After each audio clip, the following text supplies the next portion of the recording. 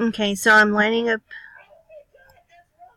this stick that I put a red dot on, and I have it lined up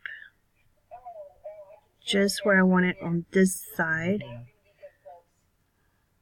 And so I've lined it up over here. Now all I have to do is take my C and inch that thing up right there, and it should be perfect. I had also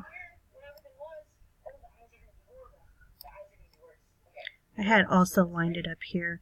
It was a different size at that point, but making these little sticks with the red dots is a good way to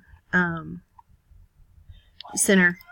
I put the red dot right up under this arrow, and that's how I know that this is my exact center. I did the same thing over here, and this red dot is on this line.